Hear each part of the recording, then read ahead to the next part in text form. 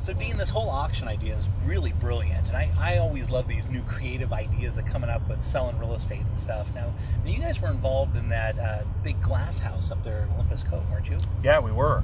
You know, that's the old Stottsdale home. And, you know, the gentleman that we sold that house for, it's actually a really interesting story because he bought the home from a kind of a funny cat that really liked Star Wars stuff, and so he went in and gutted the whole house, or a big portion of it, and remodeled the entire inside of the home. And you know, that home sat on the market after he did his remodel for 6 years, and I'll bet it didn't have 10 people walk through it. So in 6 it was on years. the market for 6 years, and they had how many people go through it? 10 at the most. And so he had all the carrying costs of this thing, having to pay for it each month. And he wasn't even living in it, right? He wasn't. He lived there, I believe, for a couple of years, and then he moved out. And yeah, so he had all the costs to carry, and it just, you know, the home is a fantastic home. I mean, it's over 10,000 square feet. Every exterior wall on facing out over the valley was glass. I mean, hence the name, the glass house.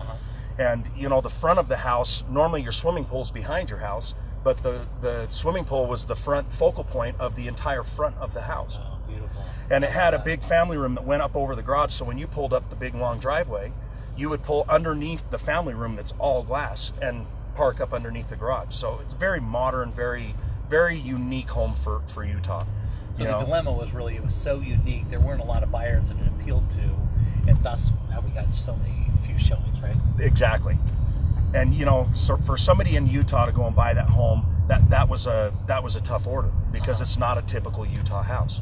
And so was he lowering the price down as he went through the process? Lowering the price, sitting on the market, went through multiple different agents, listed it multiple times, and you know, the typical traditional real estate for some of these higher end properties that are unique is, you know, the seller's bleeding out until they get to the point to where, you know, somebody bites. Yeah, until they just unload it. And so you guys get involved in the process, and how did that whole thing go? You know, it was fantastic because we of course actually that home we did 4 weeks of open houses.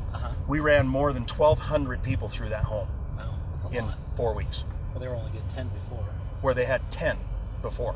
Granted, a lot of those not people that actually buy it, but more want to look at it, right? You But know, that's okay though. It's the percentages. Yeah. It's a numbers game, and you're going after those percentages or people that know people. Uh-huh. And the bottom line is when it came down to it, we had approximately seven to eight bidders bidding on the home. We had phone bidders bidding on the home. Oh, really? And the home sold, and everybody was happy. You know, we sold the home for fair market value. Yeah. And that's the beautiful thing about our program. 6 years sitting on a market with very, very little traction, So and we sold in a month. And we come rolling in there in a month, and So not was only the seller creates so happy? much interest, absolutely happy. He was ecstatic, huh? Yep. Yeah, I bet.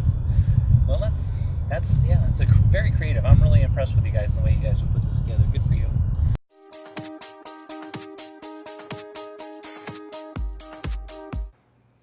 Welcome back to Real Estate Essentials. This is your market in a minute. If anyone ever asks you the question, what's going on in our market, keep in mind there are 3 different markets going on all at the same time. Under $250,000, it's a seller's market. Buyers are snatching up everything they can get as quick as they can. And then from about $250,000 to $700,000, we actually have about as many listings as we have sales. And so we have an equilibrium market. But then above that 700 range in what they call the luxury homes, that's where our market gets a little bit soft because we don't have enough buyers in there. And those are situations where buyers are trying to take advantage of really good situations and trying to drive those price points down. So that's your market in a minute.